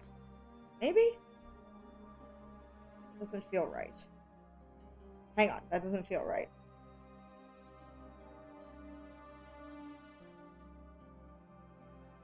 That doesn't feel right, but at the same time, this doesn't feel right either. Doing like a... doesn't really feel right either. Shoot. Yeah, I think that the, like, small divot is the way that actual shoes work, so that's probably what I gotta go with. I'm just... Can you tell that, like, I made a shoe, and then I was like, oh, wait, I would really like it if this thing was platformed. Can you tell? This is what happens when I get indecisive. I'm like, oh, that'd look really good, and then I do it, and I'm like, wait, I wasn't ready for it. There we go. Okay, that looks a little bit better. Okay, there we go. That's probably what I want to do. Where it's like this, and then it dips down. Ha! Oh my god. Heck yeah. There we go. There we go. There we go. And then I think what I want to do is I want to just connect this here while I'm at it. I actually have shoes that kind of look like this in real life. They're like super cutesy. They've got like the little like this like strappy that connects to my ankle, and that's how it stays on. I think they're super cute. It's like, it's one of my favorite shoes, like, unironically. And they are platforms, so it does make me a little bit taller, and it's like really nice. It's like nice to not be so short, you know? It's nice to not be so short. I think they're like super cute. I don't wear them out a lot, mostly because like where I live, it's kind of like the streets are kind of dirty, and it's like I don't want them to get like super dirty because I like to wear them for like special events and stuff. But like I really like these shoes that I own because I think they're just like really I'm like, oh, this is so freaking cutesy. It makes me like really happy, you know? Okay. Gotta love the resize feature. And when I'm lazy and I just like really don't want to draw something, I'm like, just use the resize feature. Easy peasy. Well, easy peasy till I see that like something's gone horrifically wrong. I'm like, wait, where did my feet go? Where did my feet go?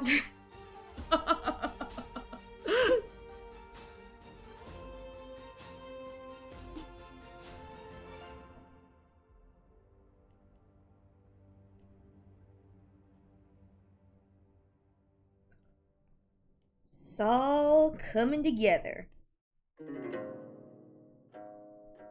Actually, I'm very pleased with how this is turning out. Like, I feel like this is looking like really cute. Oh shoot, I hid that behind the ears. I want this in front. There we go! Yeah, I wanted those in front. I don't know how well this is going to take the movement, but like, I really want like each individual piece, like this is going to move, this is going to move, this is going to move, this is going to move. I'd really like, if I can get it to work, these two pieces to move independently, and then these pieces to move, and then obviously my ears, and then the back of my hair move. So there's gonna be a lot of moving parts on this one. But I'm kind of hoping I can like pull it off and there'll be like enough movement all around the screen. Again, I don't know if I'll be able to pull that off, but that would make me very happy if I'm able to like get like all of that movement working. I think that'd be really nice. Also, do I want that my hair to be that high up?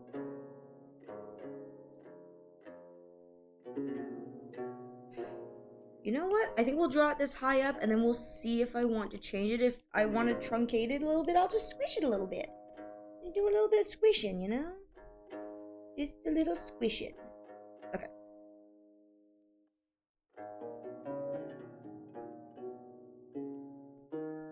I really like the way this hairstyle looks. It's not like the cleanest thing, but I thought it was like really cute when I was drawing it. I was like, oh, this is kind of cutesy. Because it's got that kind of like swoopy kind of thing to it. So it's like not the cleanest thing, but again, I'm a sucker for like when something just kind of like feels cutesy. I'm like, oh, that's kind of like cutie.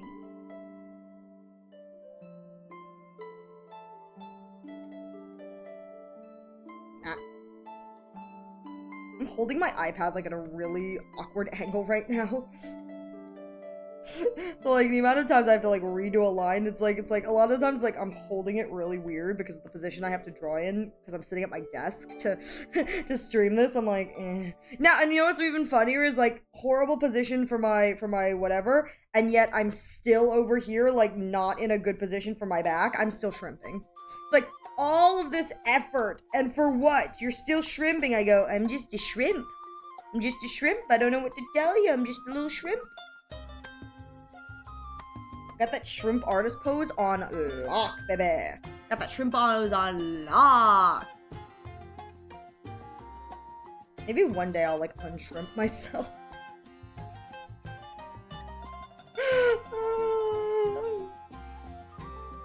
That's a lie. If any artist ever tells you like they're going to unshrimp themselves, please just know they're lying to you. We don't do that. Not here anyway.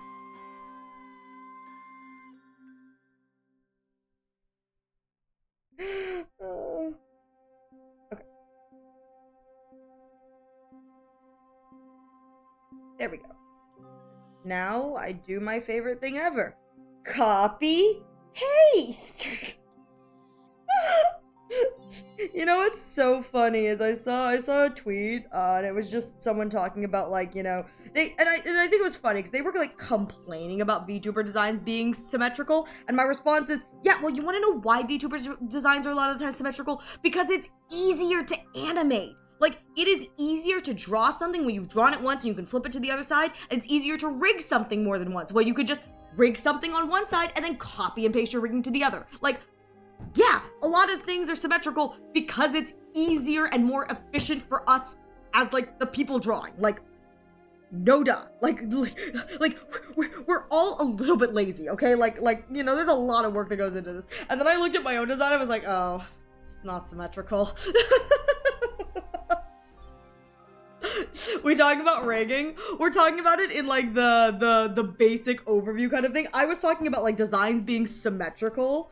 There were some like posts on Twitter I saw where it was like artists, or I don't know if it was like an artist or a VTuber or whatever, but they were talking about, they were kind of talking about asymmetrical designs, and they were like, you know, they were kind of talking about like, why aren't all, you know, all these designs, you know, asymmetrical? Why don't we have more variety? Why aren't there asymmetrical designs? And I was like, there are, it's just that symmetry makes it easier for, you know, a lot of the stuff to happen and work and stuff like that, because there's a lot of copy and pasting and time can be saved doing that.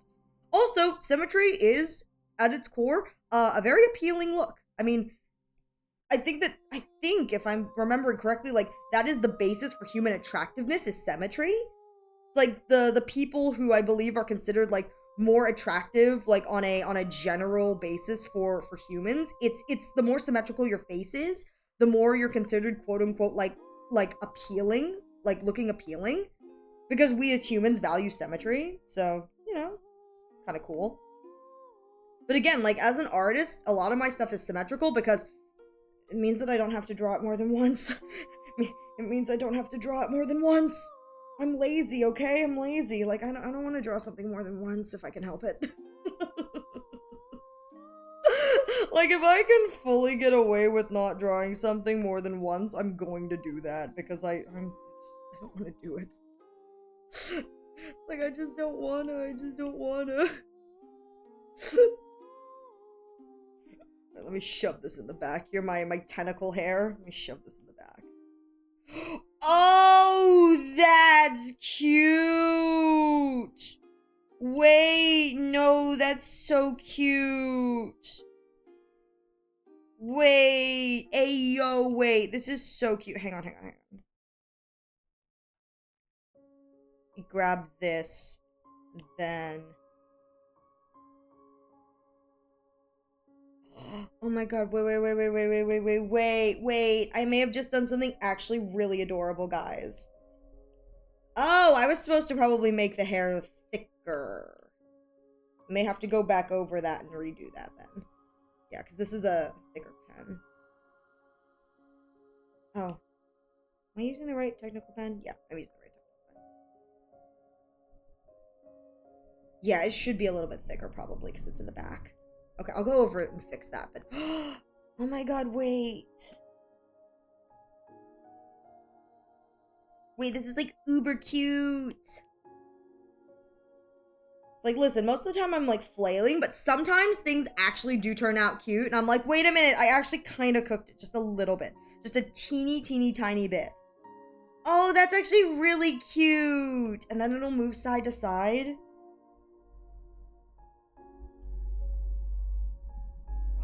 Wait, this is adorable. Yeah, I think I need to make it a little bit thicker for the back hair, but like, truly an inspiration. Well, thank you so much, Betty. That means a lot. It means a lot.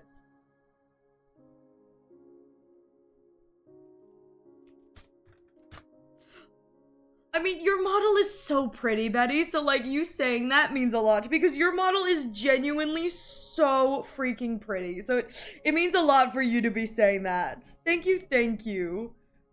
And I'm just gonna say the fact that you're out here being like you always do such an amazing job with your models, and I'm over here like going, yeah, but you rigged your own model. I feel like that puts you on a pedestal above me. I mean, you went and you rigged your own model. Like that right there is the pedestal. That's all Belle. Nah. You and Belle absolutely killed it together. You both absolutely killed it on the designing. You guys did such a great job.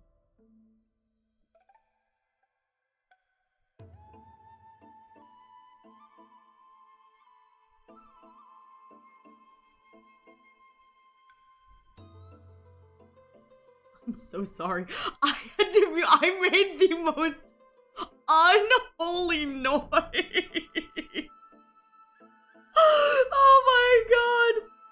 Oh my god.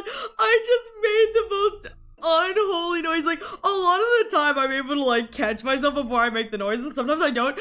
I just let out like the loudest burp. I think it was muted. Good. I think I hit the mute button before I did it, but I just need to let you guys know I just let out the most unholy burp. I can't wait for the day that I make a sound, you know what I mean? Like I make a sound and it's so high pitched that like the equalizer, my noise suppression, like because I changed my noise suppression so that hopefully it doesn't catch as much of the like peaking as it used to in the past. The downside to that is that sometimes it picks up noises that aren't supposed to be heard. I cannot wait for the day I make a noise so high-pitched and cursed that even with my new noise filter suppression settings that like are more lenient on the higher pitches, it just peaks. It's like, Ariel, no. Ariel, we're not doing this. It's just like, I need to dog whistle. Like, you know how like dog whistles, it's like you can't hear the dog whistle? I need to dog whistle, you guys. I need to go about like making a sound that's like so horrific that it like dog whistles. It's like, what is this noise, Ariel? I'm like, just like this ever-present loud like sweet kind of noise. A demon, this creature? Hey man, I don't like these accusations you're throwing around. I don't like these accusations you're throwing around. I'm just a bun. What is this bun slander we have going on here? I'm just a bun man. I'm just a creature.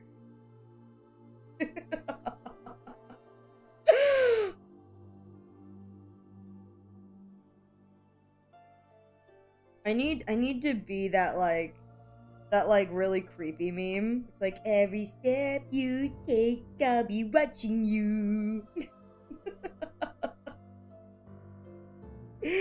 Like, you thought I was normal? Think again. You thought wrong. No, then again, that does beg the question, what is normal in this economy? What is normal in this economy? How long does it take to get 100k points? I don't know. Hopefully a long time.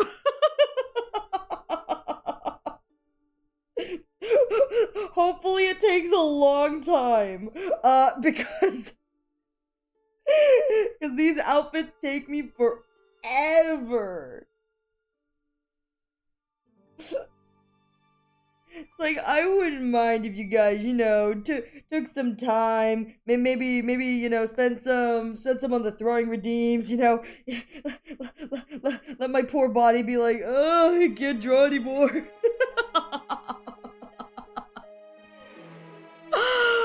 Oh my god, oh my god.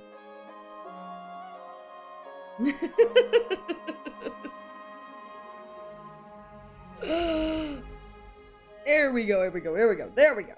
Okay, yeah, there we go. Now it's thicker. So the thickness should help with it looking a little, yeah, I kind of forgot that I have to do it a little bit thicker because the hair in the back needs to be seen through like all of the movement of the clothing. And so I was like trying to figure out what was going on there. Right, I forgot I have to make this just like a little bit thicker so that there is the ability for movement to be seen.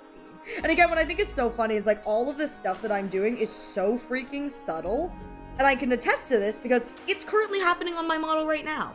But like other than my ears and like the bounce factor I have, so like every time like I open my mouth over and over, there's a little bit of like a bounce. That's like I think the most you see. And then like sometimes like when I've got my gaming controller, like that's a lot bigger. But I feel like even though it's very like hard to see, like it's very small and kind of like you really can't see it, I feel like it looks incomplete without there being a little bit of movement, you know what I mean?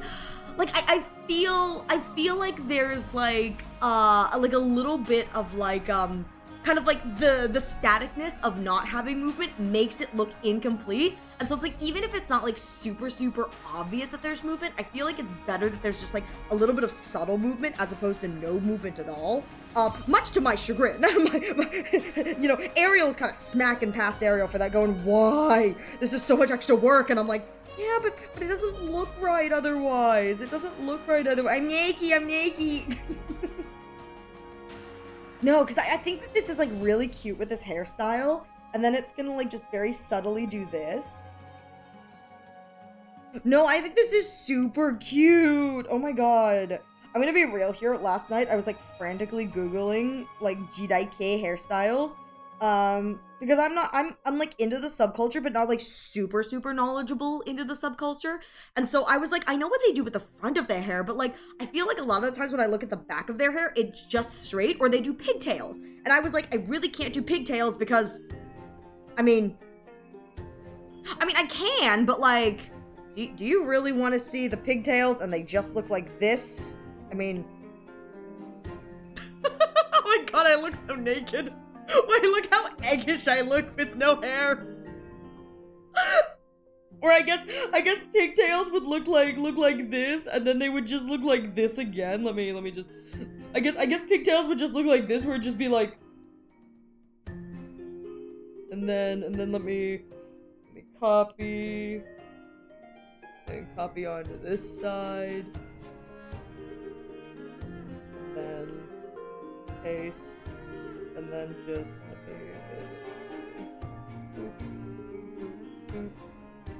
so this is what they would look like, and I don't know how I feel about that. It's really cursed. It's one of those things where it's like I know the GDK hairstyle has a lot of like pigtails, and it's like I can't really put more pigtails into my design purely like up at the top where they should be, purely because my design was created with pigtails in mind. I can't add more pigtails to what already has pigtails. So I figured I would go with a more, and this is probably me pulling from like the wrong subculture, but I thought it would be kind of cute, is the kind of style of the hair of the front, how the Jidaike girlies do it, reminded me of Hime Lolita. And so I was like, you know what, I'm gonna give myself like a little more of like a cutesy Hime cut in the back. Because it kind of, because again, I think when I saw like some of the Jidaike styles, like the backs of the hair were very like straight, and then they just do the pigtails. And so I was like, I don't really want to do like just a straight cut in the back because that doesn't look as appealing. It looks good on humans, less appealing on like an animated character. And so I was like, what if I just give it a little curl? Like a little bit of a natural curl a la Hime. And so that's what I went with. And I think it looks nice, you know what I mean? I'm biased when it comes to button Jidaike. It looks very and the tail so existing hair. Yeah. I could probably do that to like the back of the hair, but at the same time, and here's a downside to the way that I do these, is I try not to make my hair any longer than what it is baseline. I want to make it like very clear when I'm like drawing new hairstyles and new outfit hairstyles and styling her hair differently, that her hair doesn't change length. You know what I mean? It stays like the same length consistently. It's just that we change the hairstyle to fit that aesthetic kind of thing. So sometimes that does bite me in the butt. Oh my god! Blood. I just realized I'm 17 seconds behind due to the latency. Hello there in the past, Blood! How you doing over there in the Stone Ages? But I've kind of decided that like it's like I think that like having it so that her hairstyle like the length is consistent is like a really good thing, and then like I can change the front style to match whatever kind of thing I want to do. because I know that some creators, like, they have, like, you know, their hairstyle can change, and I really like when people do that. Like, I'm gonna be real here. I love a hairstyle change redeem. There's something I think so satisfying about watching like a streamer, like a VTuber, change their hairstyle. I love that so much. I'm getting speed. Wait for me. Blood's like running as fast as she can. Like, wait for me. Like chasing after the train. But I really like streamers who have like a hairstyle redeem, and it's like they have a bunch of different like styles of hair. Yeah, Kumo's is really well done, but I'm a sucker for like, even if it's like 1 or 2 hairstyles, I love like when a streamer has like a hairstyle redeem. I think it's like so cute, and a lot of the time it's like short hair, long hair, and I'm like, I love like short hair, long hair. I think that's so cute. However, for me specifically, and the way that I'm writing like my bun lore, my bun lore, that does not work with like the specific kind of design story that I want to tell with my bun, the ability to have her change hair, because my entire kind of, this is a little bit of like bun lore for you guys. The entire idea behind the way that I like to do bun lore is the idea of costume changes. And so for me, my entire thing has been, what if she changes costumes, and instead of like putting on a wig, there are some cosplayers who, when they do like dance covers, and this is an homage to my love for Love Live. Oftentimes cosplayers, when they do Love Live, and the seiyus themselves, when they perform live, instead of putting on wigs, they just style their hair to match whatever character that they are performing as. And that way you don't have to like clip in a wig and make sure that like when you're spinning, like a wig doesn't come off. And I think it's like totally cool. I love when like, you know, the like cosplay dance groups like do the wigs, but I do think that there's something to be said for if you're doing like a cosplay dance video for Love Live, not like, you know, doing the full wig and having to like clip it in and keep it up, whatever. You just style your hair to match whatever like, you know, character you're representing. And they do that in Love Live, where the actual seiyus, they style their hair to match like the characters. So if a character in the show has pigtails, the voice actress, when she performs, will have pigtails. You know, if her hair is long, she'll have her hair just like down and styled in that way. If she's got like a bun, the character has like a bun, the voice actress will have a bun. I just think that that's like a really nice kind of like thing. I was like, oh, that's like a really clever way of like showing a character without like having to like completely like change everything. And so that's kind of what I've done with like bun when I do like the outfits, is I like the idea of like the hairstyle changing, but it's just like it's style to match whatever it is. And so unfortunately for me, that also means that the length of my hair has to stay like relatively consistent. It's like that kind of beats me in the button. I'm gonna be real here. That like really screws me over with characters. Hang on. Bun's gonna talk a little bit. Sorry, Bun likes to talk about the creative process sometimes, because like no one wants to hear Bun talk about the creative process. Like that's not as fun. But like that does screw me over sometimes with characters like Anaxagoras, who canonically he has like a long strand of hair that goes like down to his chest area. It's like a long strand, but Bun doesn't have that much hair. So this is Bun's solution, was just like a tiny little ponytail, like all of the hair like conglomerated into one. So I give myself a lot of freedom, like the frontal hairstyle, because that's like what people really see when they like look at you first. Like the frontal hairstyle and how that is styled is what they see. But for the back, I kind of like fudge it a little bit, and so this is my little like Anaxagoras rat tail. Another good example is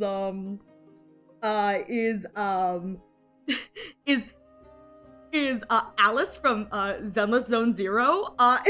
So Alice's actual thing is she's got these, her hair in the back ear are these giant, long, flowing pigtails. Like her hair in the back is like giant, long, flowing pigtails because the top of her head has her ears. She's a bunny whose ears go up. And so when I was doing this for Alice, I was like, shoot, I need to find a way to emulate that. And so it's like what I decided on were these like tiny little chunk things. So the balls with her name move, but like what I decided for the bottom was like, I was like, I can't mimic the way that her hair is, because my hair is not that long and I didn't want to like lengthen my hair for it, because if I had lengthened it, it probably would have been down to my shoes. So what these look like at the ends is what I tried to mimic here with my hair, which is these, like, this is the shape of the end of her hair, where like the hair comes out of the hair tie, these like ball hair ties. And I was like, yeah, that's what we're going, that's what we're going with. And so it's like, sometimes with models like that, I have to like kind of play kind of fast and loose. Oh, another good example is, and this is kind of the fun of like when I do a cosplay, trying to find a way to emulate characters' hair in a way that worked with my hairstyle. This is another fast and loose example of, realistically, Bun would not have enough hair to do this. This like spiral here, Bun would not have enough hair. But when I was sketching this one out with the process, I remember having to position Bronya's Silverwolf as the Bronya hair spiral. I drew it behind and then I enlarged it and shaped it because I wanted it to come out over this, because if I hadn't have done this like this, you would not see the like twin tail at all. I guess it's a singular drill in this case, but like you wouldn't have been able to see the singular drill at all. So this is one of those where it's like, again, we play a little fast and loose sometimes with how we style hair so that you still get the essence of the character, particularly their back hair, without being able to like fully like, you know, without like fully like just redrawing their hair. And realistically, I think if I were to have actually done this, you wouldn't have been able to see her hair at all. I'm pretty sure like if I were to do this, because my head is so massive, like the drill would have been completely encompassed by the size of my gigantic head, my giant head. But like I wanted it to be seen. So we play a lot, we play like really fast and loose with a lot of stuff. Which I think is like a lot of fun. I think another example of playing fast and loose is Darumi, is the Darumi model I did, where her hair actually, you really don't see the back line of it here, because the big focal point for her design-wise are the pigtails. But again, I don't have pigtails, I have giant ears. So I kind of tried to play into the ears being the pigtails, and then I elongated this so that there was a kind of focal roundness. You can see the kind of roundness of the face in that way that the hair kind of like curtains. I was like, I think that looked like really, really pleasant to the eye. Again, a lot of fun stuff going on here, but yeah, that's just a little bit of fun talking about some of the stuff that I do in the background to hopefully make things look visually appealing as they like, you know, come together. Because I do like trying to change the way that I look, you know, every so often with the outfits. But with that said, it looks like we've got an ad break coming in the next few moments, so please use this opportunity to get a drink, get a snack, stretch your legs. I have to go pee. I'm gonna go pee. Bun's gonna go pee, and we will be right back momentarily. And I'm gonna be real here, guys. This is gonna be me complaining about Twitch, and you know, I'm just gonna do it. I don't know why. Usually, I think what it said was like, if you use up all of your snoozes, you get more snoozes like the next time, you know, you stream. It's been like 4 or 5 streams that I've had no snoozes, and I'm like, why don't I have any snooze opportunities? Because I'm gonna be real here, I try not to use up those snoozes because you never know when like you're gonna need to hit one of those for like a raid, if you know what I mean. Like raid comes in and ads coming, you're like, oh shit, snooze, snooze, snooze. I don't know why, but for the past like 3 or 4 streams, I've had no snoozes. And I'm terrified that like I'm gonna get raided and like I'm not gonna have a snooze. I'm like, I'm so sorry. Anyways, we will be back momentarily.